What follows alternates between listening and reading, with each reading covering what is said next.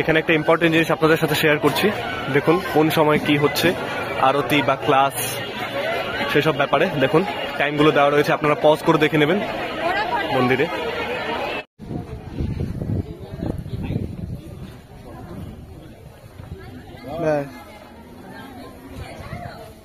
বন্ধুরা কেমন আছেন? আশা করি ভালোই আছেন।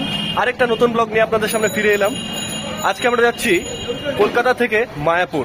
তো চলুন প্রথমে ট্রেনটা ধরি, ট্রেনটা ধরে তারপর আপনাদের সাথে বাকি কথা বলছি। প্রথমে টিকিটটা কেটে নিই, খুব দেরি হয়ে গেছে, আর 5 মিনিটই রয়েছে, স্টেশনের কাছে আমরা পৌঁছেই গেছি।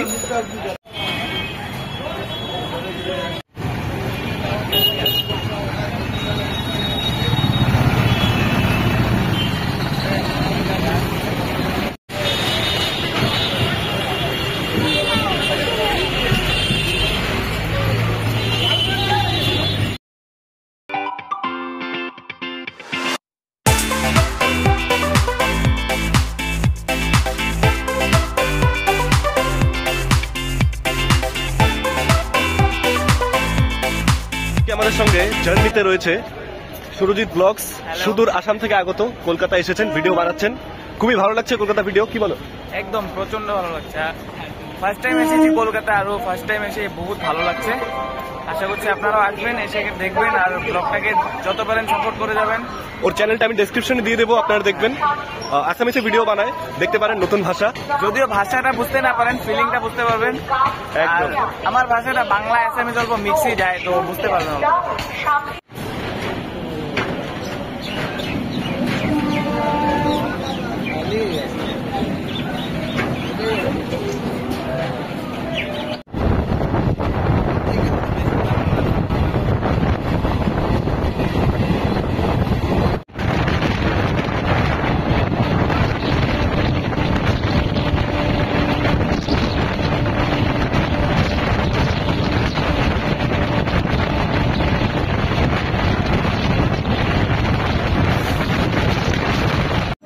আপনারা মায়াপুর যাওয়ার জন্য এই ট্রেনটা যেতে পারেন। আমার কাছে এটা বেস্ট ট্রেন মনে হয়েছে, কারণ টাইমটা হচ্ছে 10টা 40, আমরা গিয়ে 12:30 1টার মধ্যে পৌঁছে যাব। তো সেই জন্য আমার কাছে এটা বেস্ট টাইম মনে হয়েছে। আর ইচ্ছা করলে আপনারা সকালবেলার জঙ্গিপুর রোডও ধরতে পারেন, 5:35 দমদম থেকে, তো ওটাও ধরতে পারেন। তো আমরা এখন যাচ্ছি, এটা হচ্ছে গ্যালোপিং লোকাল টাইপ, মানে মেমো প্যাসেঞ্জার লালগোলা। তো সোজা দমদমের পর ব্যারাকপুর দাঁড়িয়েছে, আমরা চলে যাই কৃষ্ণনগর, যেটা ভাড়া পড়েছে 25 টাকা। তো জিজ্ঞেস করে দেখি লোকাল ট্রেন এক্সপিরিয়েন্স আমাদের সুরজিতের কেমন লাগলো। একদম লোকেল লাগছে, আর ভালো লাগছে এর খাওয়া সাওয়া খেয়ে, আর ভাড়াটা অনেক কম, তার জন্য ভালো লাগছে। তো এটাই হচ্ছে খাসিয়ত। চলুন আপনাদের সাথে কৃষ্ণনগর গিয়ে কথা বলছি।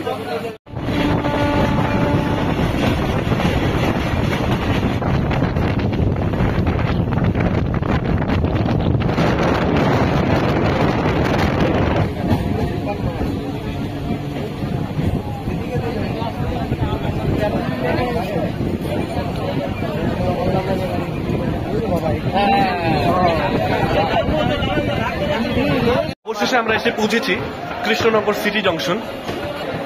ট্রেনে আমি আপনাদেরকে বেশি ডিটেলস দিইনি, কারণ লোকাল ট্রেনে ভিড় ভাড়ের মধ্যে অনেকটা অসুবিধা হয়। তো আমি আপনাদেরকে এখন বলছি, এই ট্রেনটা যায় শিয়ালদাহ থেকে 10টা 30 মিনিটে।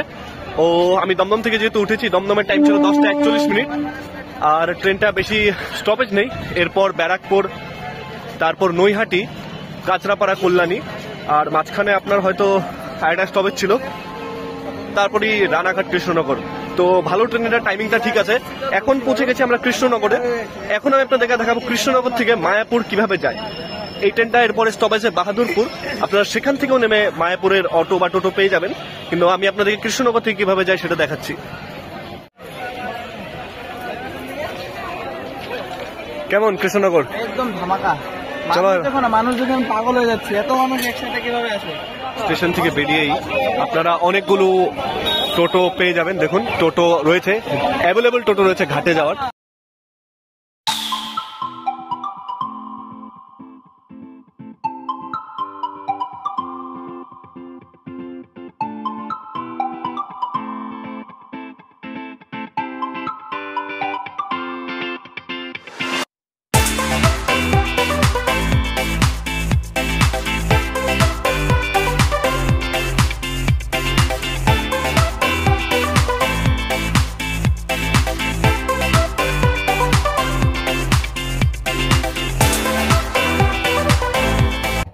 কপাল যখন খারাপ থাকে তখন সব দিকেই যায়। এখন বলে অটোও খারাপ হয়ে গেছে, কখন ঠিক হবে কে জানে। তাই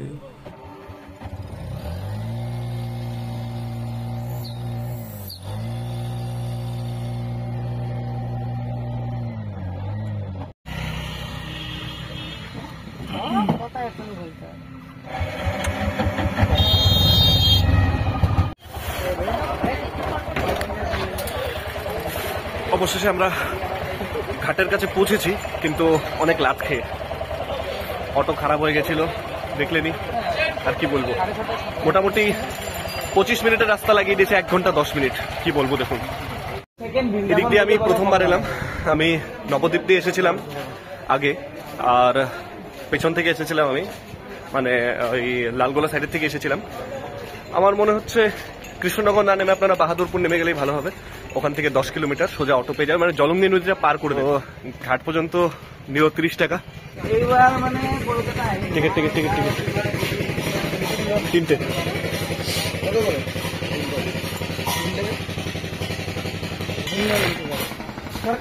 টিকিট হচ্ছে 3 টাকা এখান থেকে। দেখুন, এটা হচ্ছে জলঙ্গি নদী। এখান থেকে আমরা চলে যাব। দেখুন ওয়েট করছে। আমি 3 টাকা দিয়ে জীবনে প্রথমবার উঠেছি, মা পছন্দ। তো কেমন এক্সপিরিয়েন্স?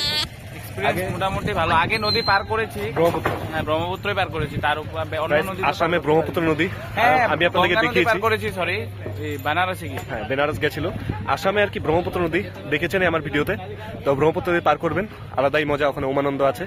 ভিডিওটা না দেখে থাকলে উমানন্দ গেছিলাম আমি কয়েকবারই, কিন্তু ভিডিও যেইবার করতে গেছি ওইবার জল বেশি ছিল, বন্ধ ছিল, তাই দেখাতে পারিনি। পরে কখনো দেখাবো। যদি আপনার রুটটা দেখতে চান, সম্পূর্ণ ডিটেলস দেওয়া আছে, তাহলে আই বাটনে ক্লিক করবেন।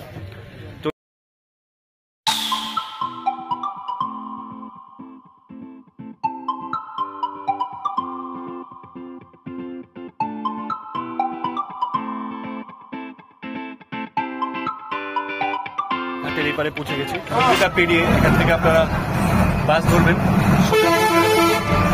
সোজা পৌঁছে যাবেন মায়াপুরে।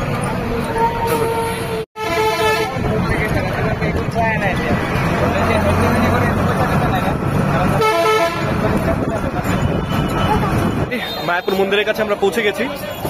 স্টেশন থেকে 30 টাকা করে অটোতে পড়লো ঘাট পর্যন্ত, ওখান থেকে 3 টাকা, আর এখানে বাসে 10 টাকা। তো বাহাদুরপুর দিয়ে যাওয়াটাই ভালো ছিল, দেখলাম। তাও ট্রাই করলাম আপনাদের জন্য যে এই লাইনটাও কেমন হয় ওটা দেখানোর জন্য। চলুন এখন মন্দিরের ভিতরে প্রবেশ করি, দেখি ক্যামেরা কতটুকু অ্যালাউড আছে না আছে। চলুন মন্দিরের ভিতরে ঢুকে যাই। এই হচ্ছে আমাদের ইসকন। হরে কৃষ্ণ।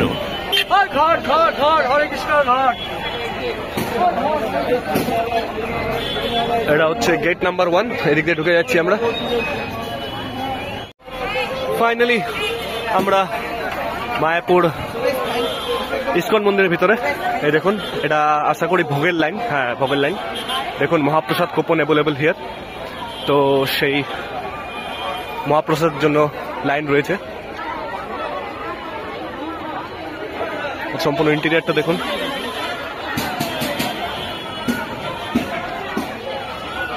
এখানে একটা ইম্পর্টেন্ট জিনিস আপনাদের সাথে শেয়ার করছি। দেখুন কোন সময় কি হচ্ছে, আরতি বা ক্লাস, সেসব ব্যাপারে দেখুন টাইমগুলো দেওয়া রয়েছে। আপনারা পজ করে দেখে নেবেন মন্দিরে।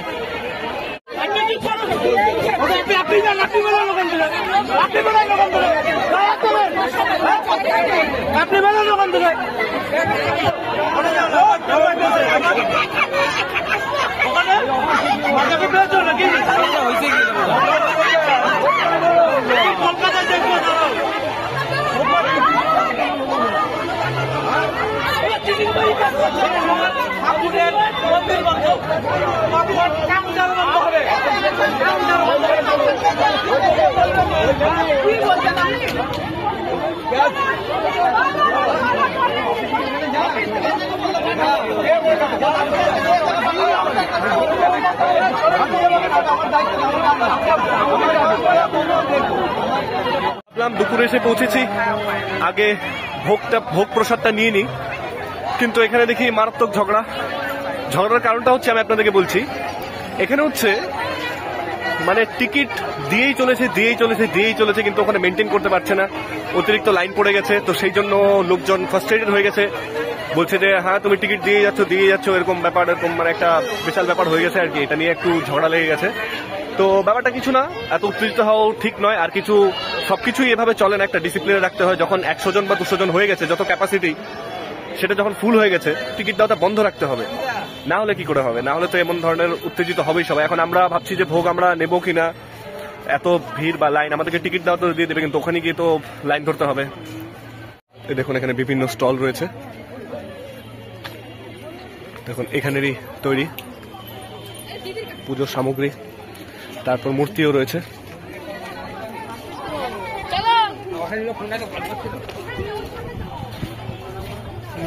ফাইনালি পাশে একটা হোটেলে আমরা বসে নিয়েছি, ভাতটা খেয়ে নিই, কারণ প্রচন্ড খিদে পাচ্ছে। আর ওখানে ঝগড়ার জন্য তো আমরা অলরেডি ওখানে ভোগ নিতেই পারলাম না। তো এখানে নিরামিষ ভাতের প্লেট, জয় বাবা লোকনাথ হোটেল, 60 টাকা করে প্লেট নিরামিষ ভাতের। তো এখানে ট্রাই করতে পারেন, আমি ট্রাই করে আপনাদেরকে জানাবো কেমন খাওয়ার ছিল।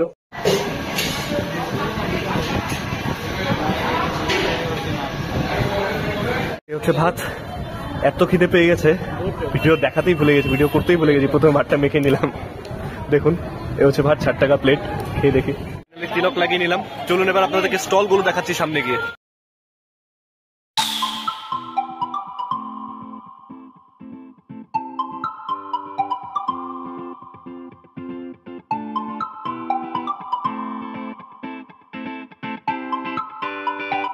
পৃথিবীর সব থেকে বড় মন্দির হতে চলেছে, আন্ডার কনস্ট্রাকশন কমপ্লিট হয়ে যাবে, তারপর আমরা এসে আবার আপনাদেরকে দেখাবো। সো চলুন দেখি আরো গার্ডেন এরিয়া কেমন কি।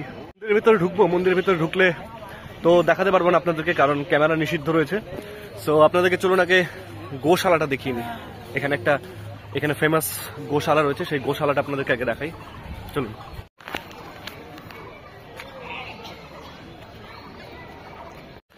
এই দেখুন ভিতরে, এখানে দেখুন একটা শো হয়, এই শোটা আপনারা দেখতে পারেন ইচ্ছা করলে। এই শোর টাইমটা আপনি একবার দেখে নিন, আপনারা পজ করে দেখে নেবেন। আর এখানে দেখুন সম্পূর্ণ ম্যাপটা দেওয়া রয়েছে, কোনখানে কি রয়েছে। দেখুন international society for Krishna consciousness, ISKCON, সম্পূর্ণ দেওয়া রয়েছে ম্যাপটা, কোথায় কি রয়েছে এই দেখুন। আর আমরা রয়েছি এইখানে,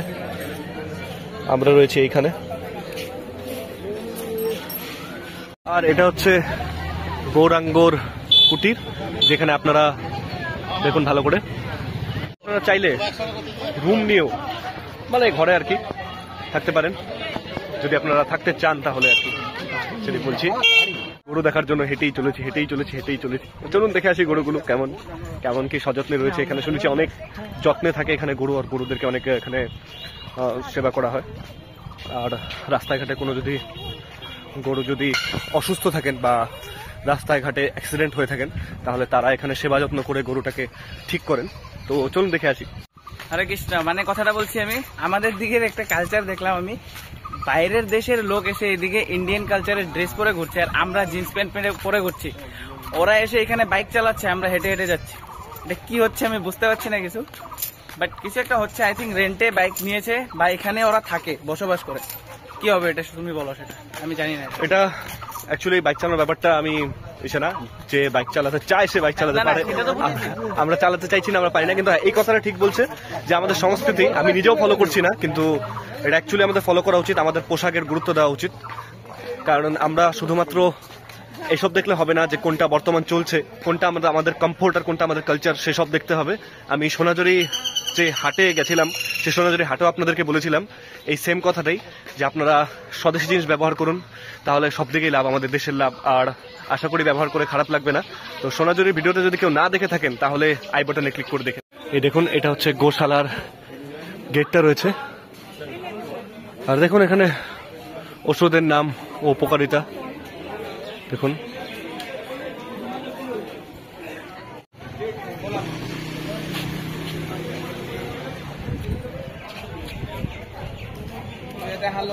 দোকান পাব আপোনালোকে যদি কিবা খাব বিচাৰে এটা খাব পাৰিব এখানে দেখুন দুধৰ সামগ্ৰী বেছি আছে ঘিউ কিবা কিবি আছে দোকানকেইটা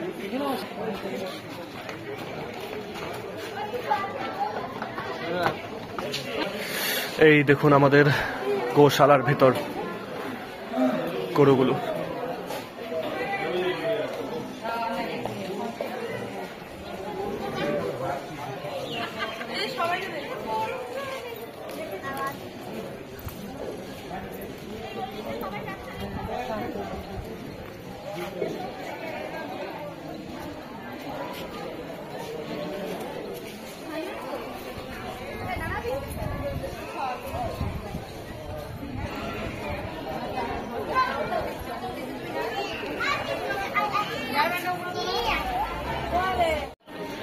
এই গরুটা দেখুন, গরুটার শিংগুলো দেখুন।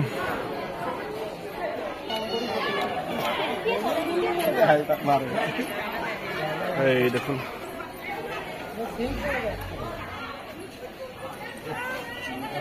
এই গোশালাতে 200-রও বেশি গরু এখানে লালন পালন করা হয়, আর তাদেরকে বড় করা হয় একদম স্বাভাবিক প্রসেসে, একদম ন্যাচারাল প্রসেসে। তো খুবই ভালো লাগলো জায়গাটা দেখে। তো চলুন আরো কিছু দেখতে চাইলে এই দেখুন উপরেও রয়েছে, কিন্তু আপাতত উপরে গরু নেই। এই দেখুন উপরেও রয়েছে, কিন্তু এখানে গরু রাখা হবে, আরো যত গরু কালেকশন হবে রাখা হবে। দেখুন